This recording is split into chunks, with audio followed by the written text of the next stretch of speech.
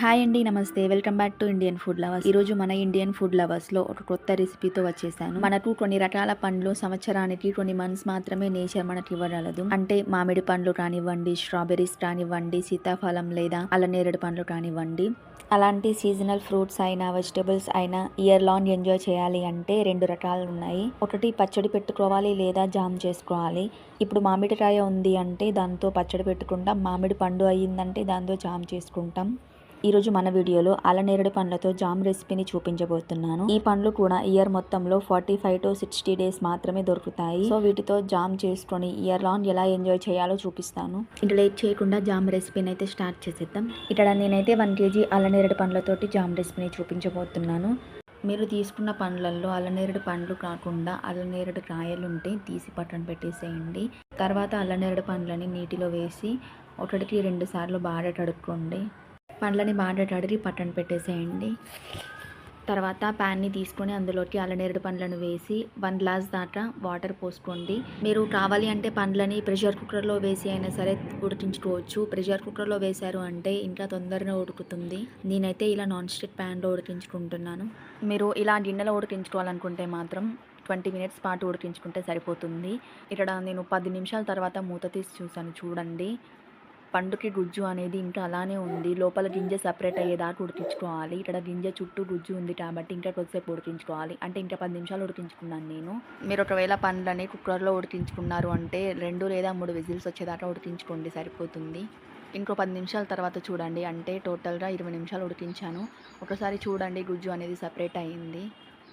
అంటే గింజలు ఎంత బాగా కనపడుతున్నాయి చూడండి బయటికి. ఇలా వచ్చేదాకా ఉడికించుకున్నారంటే గింజలు తీసుకోవడానికి ఈజీగా ఉంటుంది. ఇలా ఉడికిన తర్వాత స్టవ్ ఆఫ్ చేసి పక్కకు దించేయండి. దీన్ని పూర్తిగా చల్లారనివ్వండి. ఇది ఇంకా పూర్తిగా చల్లారిపోయింది. ఇందులో నుండి గింజల్ని సపరేట్ చేసుకొని తీసుకుందాం. ఇందులో నుండి గింజల్ని సపరేట్ చేసాం కదా, వీటిని పడేయకుండా చాలా విధాలుగా వాడుకోవచ్చు. ఈ గింజలకు చాలా మెడిసిన్ వాల్యూ ఉంటుంది. వీటిని ఎండబెట్టుకొని పౌడర్ చేసుకొని నీటిలో కలుపుకొని తాగుతారు. లేకపోతే అమ్మాయిలకి ఫేస్ ప్యాక్కి కూడా వేసుకోవచ్చు పొడి చేసుకొని. వీటిలో చాలా హైలీ యాంటీ ఆక్సిడెంట్స్ ఉండే పదార్థాలు ఉంటాయి. ఇలా గింజల్ని సపరేట్ చేసిన తర్వాత ఒక మిక్సీ జార్ తీసుకోండి. అందులోకి వాటర్తో సహా పల్ప్ అంతా వేసేయండి. అందులో వేసిన తర్వాత మూత పెట్టేసి మెత్తగా పేస్ట్ చేసుకోండి.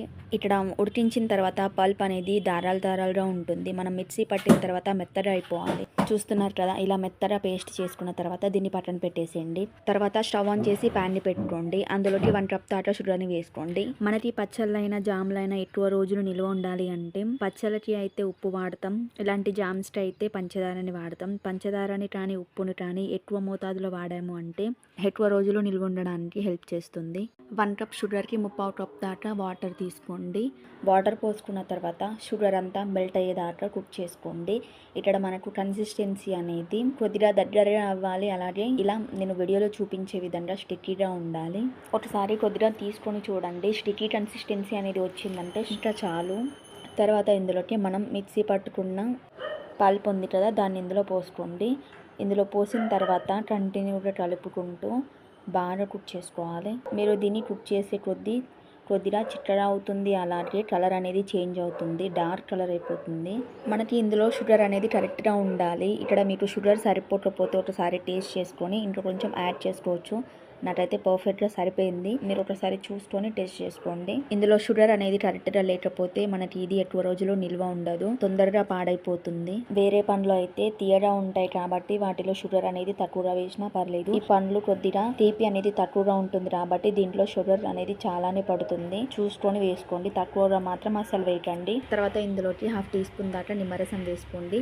ఇక్కడ నిమ్మరసం తక్కువగానే వేసుకోండి, లేదంటే పులుపు అనేది ఎక్కువగా ఉంటుంది. నిమ్మరసం వేసిన తర్వాత బాగా కలుపుకుంటూ కుక్ చేసుకోండి. మీరు ఎంతసేపు అయితే కుక్ చేసుకుంటారో అంత బాగా కుక్ అయ్యి ఇది ఎక్కువ రోజులు నిల్వ ఉంటుంది. అలాగే పల్ప్ వేసిన స్టార్టింగ్ లో మంటని హై ఫ్లేమ్ లోనే పెట్టి కొద్దిగా చిట్టగా అయ్యేదాకా కుక్ చేసుకోండి. తర్వాత ఇలా చిట్టగా అయ్యే కొద్దీ మంటని మీడియం టు లో ఫ్లేమ్ లో పెట్టి కుక్ చేసుకోండి. ఎందుకంటే ఇది చిట్టగా అయ్యే కొద్దీ బయట చిమ్ముతుంది, మీద పడిందంటే కాలుతుంది. అలాగే కంటిన్యూగా కలుపుతూ కుక్ చేసుకోండి, లేదంటే అడుగు అంటుకుంటుంది. అలాగే ఇందులో నిమ్మరసం మాత్రం అసలు స్ట్రిప్ చేయకండి. నిమ్మరసం వేయడం వల్ల షుగర్ అనేది గట్టి రావకుండా మనం ఎలా కుక్ చేస్తామో అలానే ఉంటుంది. ఇది అయిపోయే వరకు లేదు అంటే గట్టి పడుతుంది. తర్వాత వీడియోలో చూపించే విధంగా థిక్ అయిన తర్వాత స్టవ్ ఆఫ్ చేసేయండి. ఇక్కడ మీరు కన్సిస్టెన్సీ ఎలా ఉండాలి అనేది మీకు తెలియాలి అంటే ఒక ప్లేట్ తీసుకోండి. ప్లేట్ పైన కొద్దిగా జామ్ని వేసి చూడండి. అది మెల్లిగా కిందికి జారుతూ ఉండాలి. అలాగే దానిలో వాటర్ అనేది ఉండకూడదు.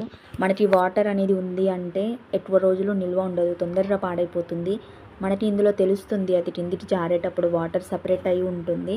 సో ఇక్కడ మనకి వాటర్ అనేది లేదు కాబట్టి ఇది కుక్ అయినట్టు అర్థం. ఇంకా జామ్ అయితే మనకి రెడీ అయిపోయింది. ఈ జామ్ వీడియోలో చూపిస్తున్నాను కదా, ఇలా ఉన్నప్పుడు స్టవ్ ఆఫ్ చేశారు అంటే ఇది పూర్తిగా చల్లారిన తర్వాత ఇంకా కొద్దిగా థిక్ అవుతుంది. అది మన పర్ఫెక్ట్ కన్సిస్టెన్సీ అన్నమాట. ఇంకా ఈ జామ్ ని తీసుకొని ఫ్రెష్ బ్రెడ్ స్లైస్ పైన పెట్టుకొని తిన్నాము అంటే చాలా బాగుంటుంది. ఇంకా ఈ జామ్ ని పూర్తిగా చల్లారిన తర్వాత ఒక బాక్స్ లో పెట్టుకొని వాటర్ ఏం పడనివ్వకుండా ఫ్రిడ్జ్ లో పెట్టారు అంటే 6 to 8 months ఖచ్చితంగా ఉంటుంది పాడవకుండా. వాటర్ పడకుండా చూసుకోండి, అంతే చాలు. ఇంకా ఈ వీడియో మీకు నచ్చితే లైక్ చేసి సబ్స్క్రైబ్ చేసుకోండి. అలాగే ఒకసారి మన ఛానల్ని విజిట్ చేయండి. మీరు కూడా ట్రై చేసి టేస్ట్ ఎలా వచ్చింది అనేది నాతో షేర్ చేసుకోండి. మీ ఫ్రెండ్స్కి ఫ్యామిలీ మెంబర్స్కి కూడా తప్పకుండా షేర్ చేయండి. Thank you for watching.